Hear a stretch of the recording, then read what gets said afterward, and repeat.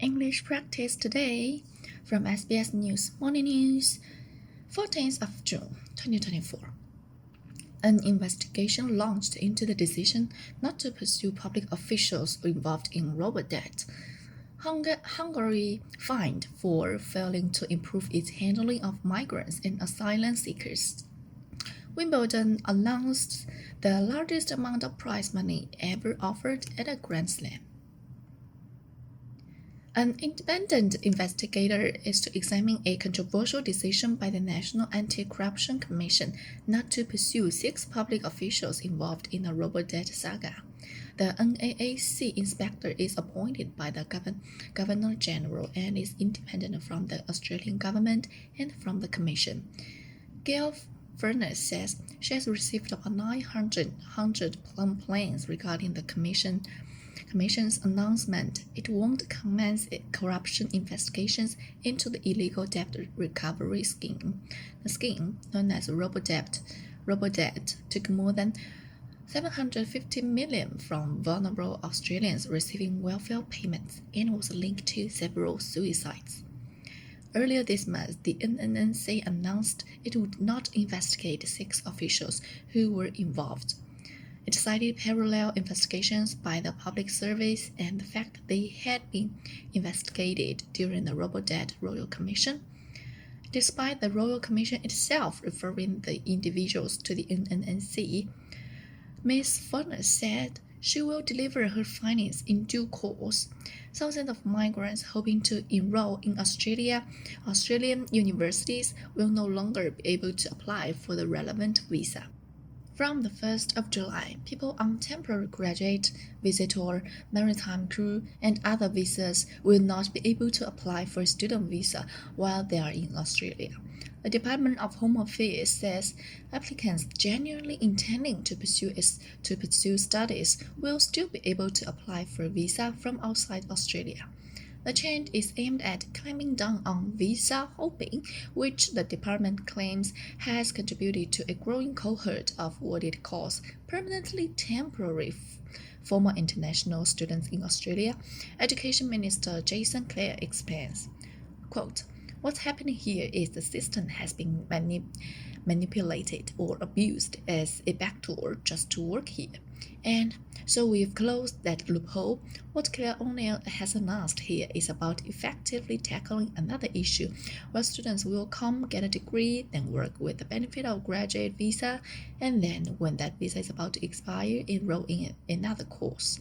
Quote, real estate data company CoreLogic says home prices in Perth, Brisbane, and Adelaide are growing much faster than in cities such as Melbourne and Hobart.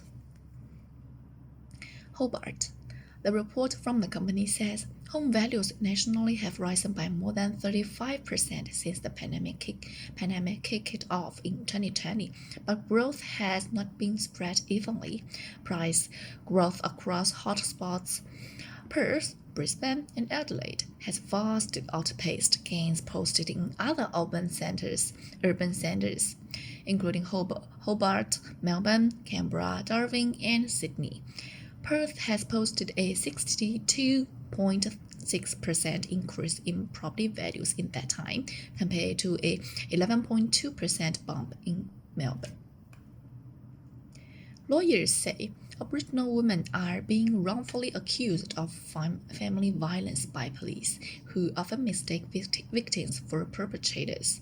In Victoria, the Europe Justice Commission has heard women are 45 times more likely to experience family violence than men, but Jurgen Canning of the Victorian Aboriginal Legal Service says the misidentification of female victim survivors as aggressors is widespread and especially prevalent in regional areas. He told the Commission it is a systematic issue of bias within Victoria Police. Quote, "So the man rings the police with a scratch on his face and says, 'Look what she did. She's hysterical in the background there,' and so the police pick him as the person in need of protection. And if there are children, there are also children it destroys the family because they make an application, quote.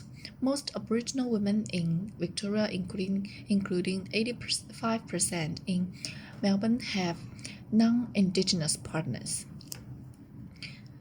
Europe top court has fined Hungary $325 million for failing to improve its handling of migrants and asylum seekers. The European Court of Justice has found the country flouted the terms of a 2020 judgment, which ordered Hungary to allow asylum applicants to stay in the country while their claims were being processed. Under current legislation, people can only submit requests for asylum from outside Hungary's borders, at its embassies in neighboring Serbia or Ukraine. Prime Minister Viktor Orban says the decision is outrageous and unacceptable. Hungary is also required to pay a daily fine of $1.62 million until it fully implements the measures. And to tennis, Wimbledon will offer a record £15 million, more than 96 million Australian dollars in prize money this year, with singles champions taking home $2.7 million each. It's the largest prize ever offered by a Grand Slam. All England Lawn Tennis Club chair Deborah Jevons says they've also invested heavily in the facilities and services. Quote, the total prize money funds for this year's championships will be £50 million, a very healthy increase of 11.9% or £5.3 million on 2023. Quote, Wimbledon's grass court Grand Slam runs from July 1st to 14th. And that is all for this practice.